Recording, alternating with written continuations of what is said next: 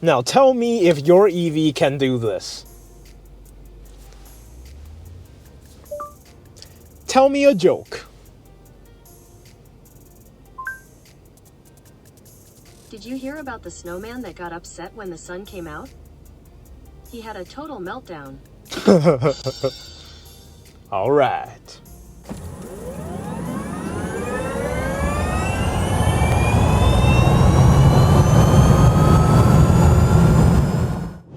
Welcome everybody to Ready Steady Charge. I'm here with John today, test driving the Volvo XC40 Recharge. Now the Recharge comes in 3 different trims. There is a Core, a Plus, as well as a Ultimate. So we're driving the Plus, which is the middle trim today. First things first, let's go through some of the specifications of this vehicle. So the XC40 Recharge comes with a 78 kilowatt-hour battery, out of which 75 kilowatt-hour is actually usable. In terms of range, according to evdatabase.org, in cold weather and on the highway, this vehicle has a range of 240 kilometers, while in mild weather, driving in the city, it has a range of 500 kilometers. The charging speed on DC fast charging is at a maximum of 151 kilowatts. On level 2, this has a maximum of 11 kilowatts charging and takes about 8 hours to go from 0 to 100%. When you are on a 150 kilowatt DC fast charger, 0 to 80% will take about 33 minutes. This vehicle has a towing capacity of 2,000 pounds, which comes as standard. The 0 to 60 time is 4.9 seconds, which is one of the fastest EVs in the crossover segment. The only ones that are faster are actually the Tesla performance models. The motor power output is 300 kilowatts at 402 horsepower, and of course this vehicle is all-wheel drive. The trunk space in the cargo area is 419 liters. With the seats down, it reaches 1,295 liters. The front has a space of 31 liters. The XC40 Recharge exterior is very similar to its ICE and hybrid cousins because they're all based on the same vehicle. The only difference is the front plate, which covers the grille area on the electric vehicle version. And of course, there's no tailpipe. The exterior of the XC40 isn't anything too extraordinary because what really counts is on the inside. A don't judge a book by its cover situation.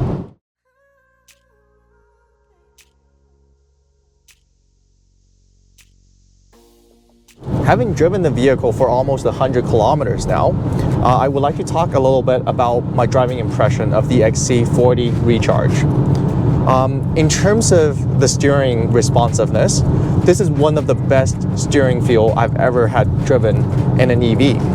At slower city speeds, it is very quick and responsive. Even the gentle twitch of the steering wheel translates to an instantaneous and very predictable range of motion when turning the direction. On the highway, on the other hand, a similar slight twitch of the steering wheel does not translate to a drastic change of directional motion, which is nice. After all, you don't want all your passengers on a road trip to be nauseated due to your twitchy fingers. When it comes to acceleration, as you can see in our acceleration test, this vehicle is fast, very fast.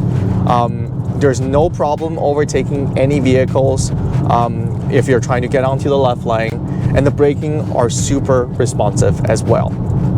In terms of suspension stiffness, this thing sits in the middle of the pack.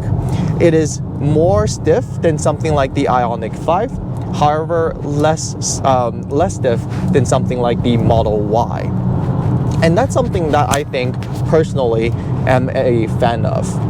It's just enough so that you can kind of feel the texture of the road that you're driving on. On the other hand, you're not always bombarded by these different sensory feelings. The last thing I want to talk about is the noise isolation in the cabin. Now, this vehicle, I would say, is one of the best when it comes to noise isolation from the road. So any road noises caused by the tire putting into the cabin is very well insulated through the cabin. Now, something that you may think is a downside with the XC40 Recharge is that its price is kind of high. This vehicle, the middle trim, is about $68,000 Canadian, which means it's one of the more expensive EVs. But I think that price is actually quite justified because of all the standard features that comes within this vehicle.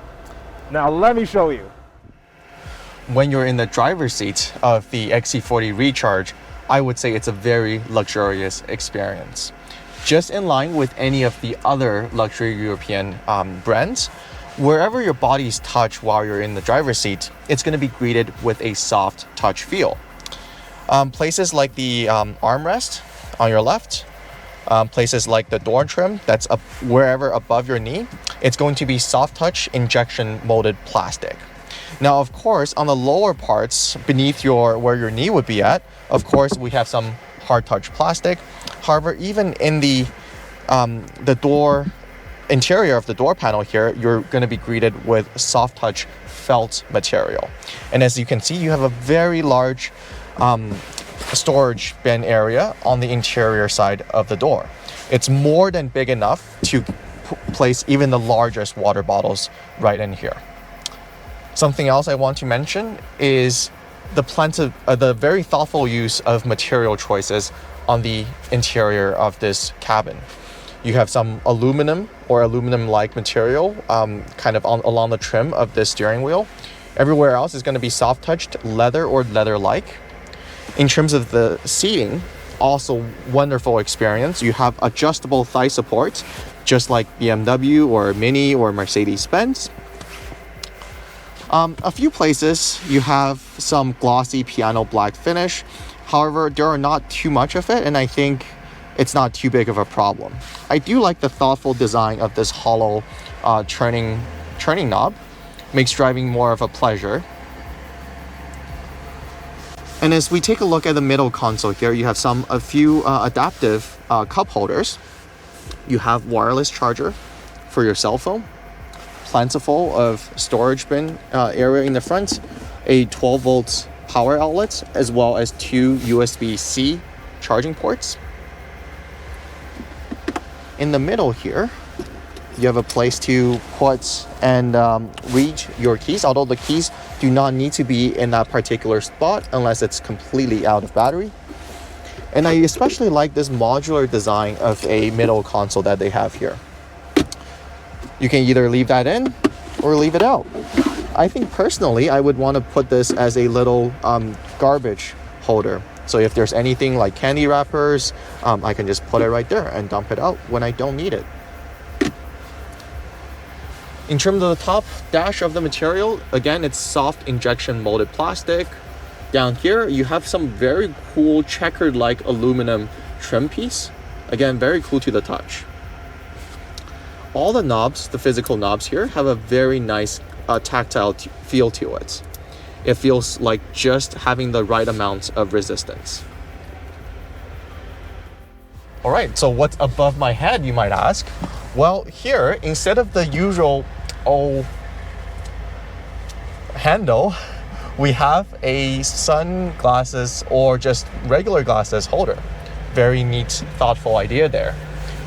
On the top here, you have a lot of capacitive buttons. Instead of the physical buttons that you may find in some of the older vehicles, you have one-touch adjustments for the sunroof cover.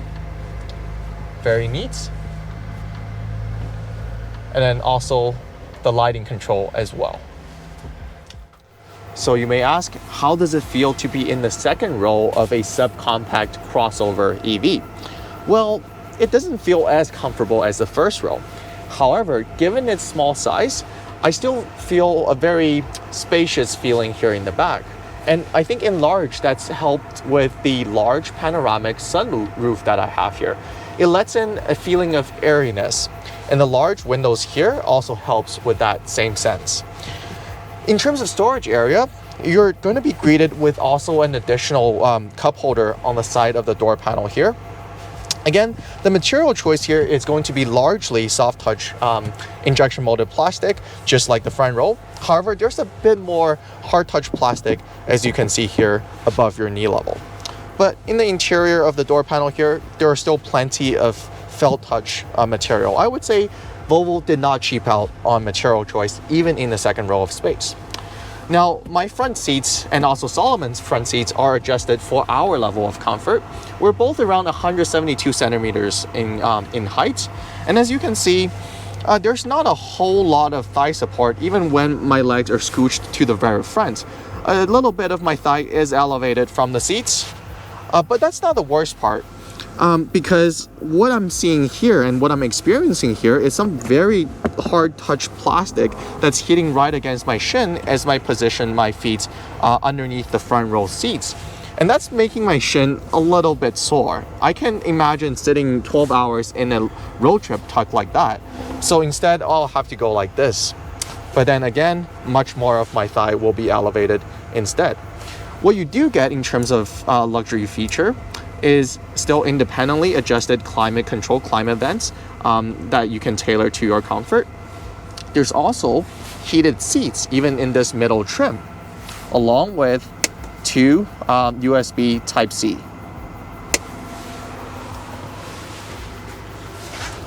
There's also additional cup holder as well as an armrest. Again, soft touch plastic, leather or leather-like material here, as well as adaptive cup holder. You also have a ski pass-through, as well as a very nice headrest for the middle seat passenger. Now, in terms of the comfort level for the middle seat passenger, I would say the middle tunnel here is really not helping. And if I have to guess, I would say that's a carryover from the XC40 gas vehicle platform, unfortunately. As I climb into the middle seat here, I do get a pretty comfortable headrest, and I do have more than enough headspace, just under one fist of headspace there. But it's a very straight experience for my back. And again, this is not the most comfortable position to be in for a long road trip.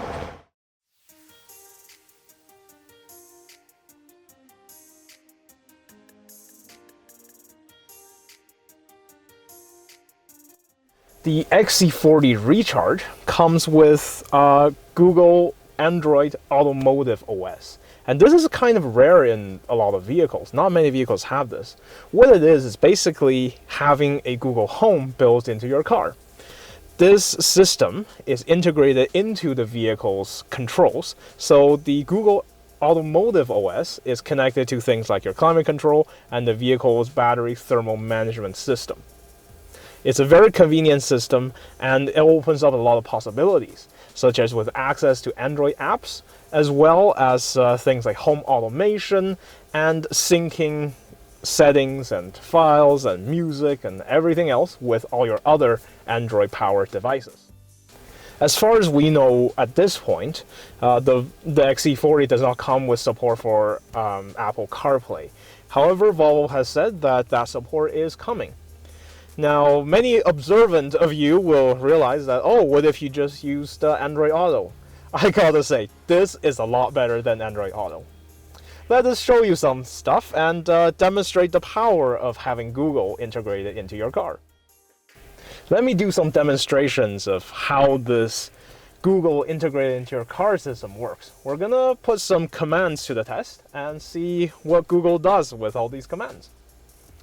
Okay, let's start with something that's quite practical. Let's say climate control. And of course, I'm not gonna use the Google G word, so that you guys as Google Assistants aren't triggered. All right, here we go. Turn on the heating.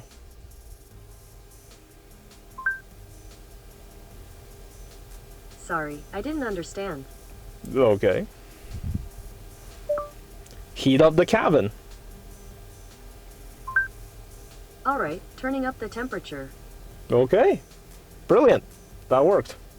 Okay, so let's see if we can do the opposite. Turn off the heating. Sure, turning off the heat.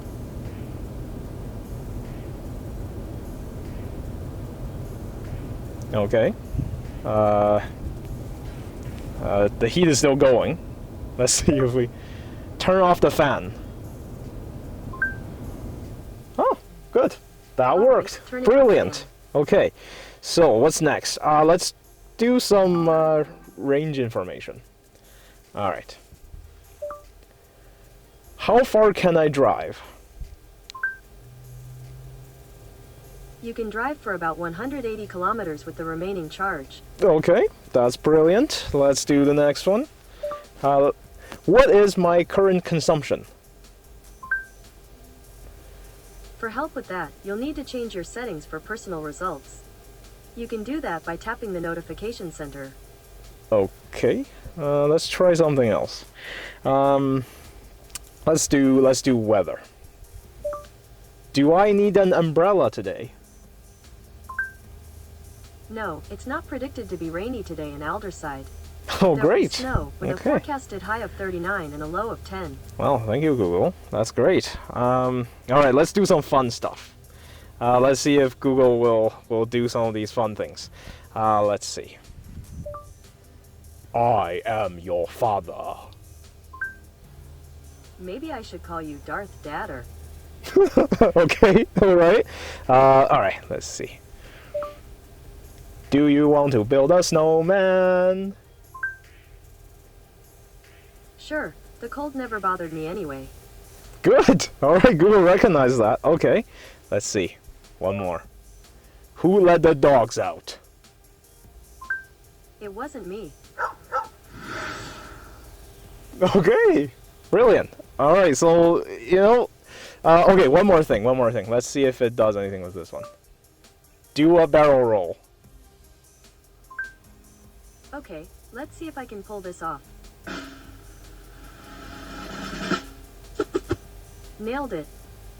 Well, I was hoping actually it would spin the screen, but it didn't. But hey, look, all of your Google, Assistant capabilities are built within this car. I would say that's great. Not many vehicles can do something like this. The second thing that the XC40 Recharge has going for it is the thermal management system. Now, what do I mean by that?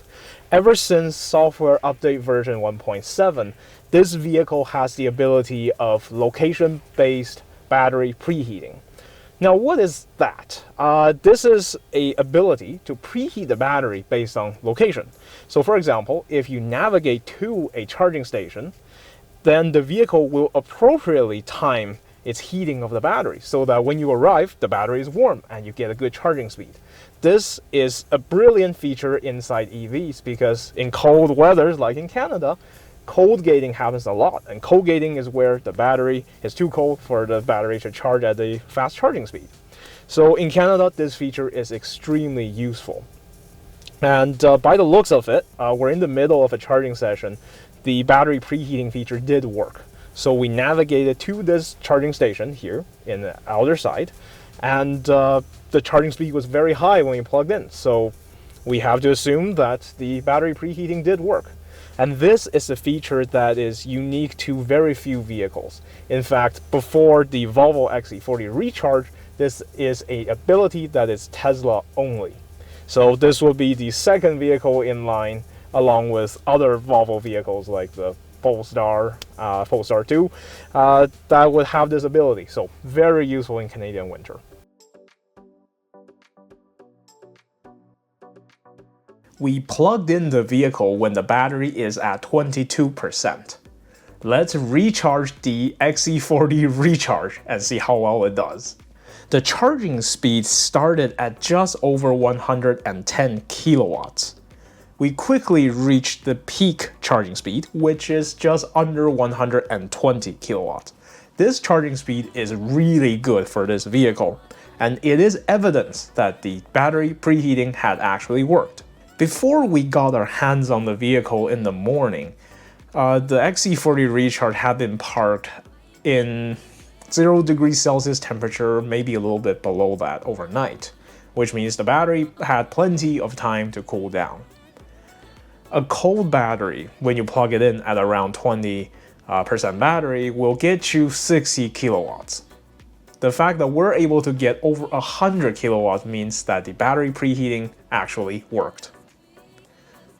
This vehicle can charge at a maximum charging speed of 150 kilowatts. Why did we not get that? In order for you to get that kind of charging speed, you need to start with a very low state of charge in the battery, 10% battery or even lower than that. Something I want to mention is a little bit of a complaint. The charging screen on this vehicle turns off so often. You need to either open the door or close the door or step on the brake pedal to make the charging screen come back on. I hope that Volvo would change this and keep the charging screen on. And it should only be turned off when either the key is outside of the vehicle or you have actually locked the vehicle. As the battery fills up, the charging speed decreases in a linear fashion. Upon reaching about 80% battery, the charging speed has fallen below 50 kilowatts.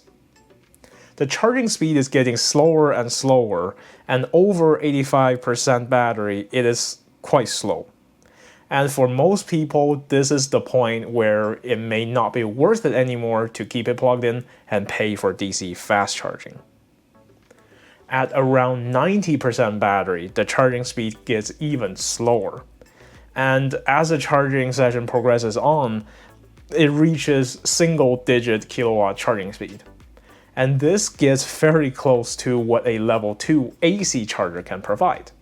My advice would be, if you want to charge the XC40 Recharge over 90% battery, it might be more economical to charge it on a level 2 charger.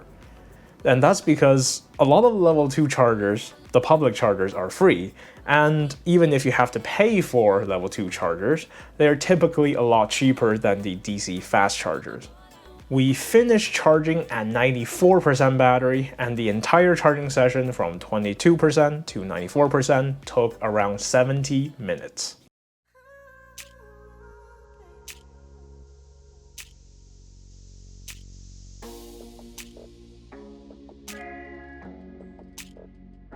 One potential downside of the XC40 Recharge I would like to mention is that this vehicle has fairly high consumption, which means it uses quite a bit of energy for every kilometer driven.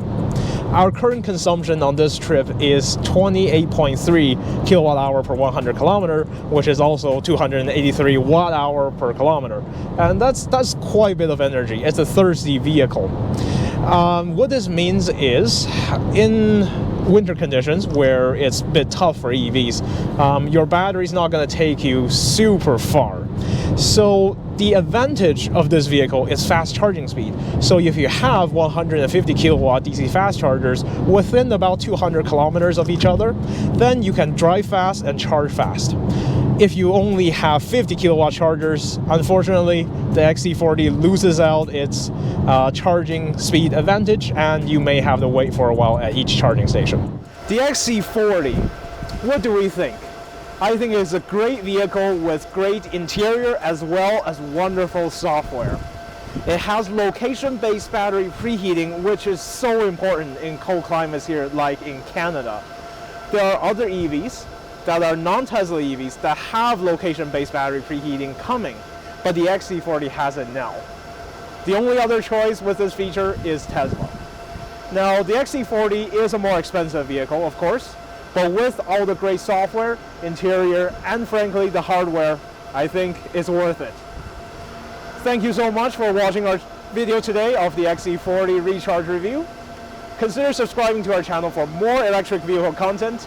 My name is Solomon, behind the camera is John, and we'll see you on the next one.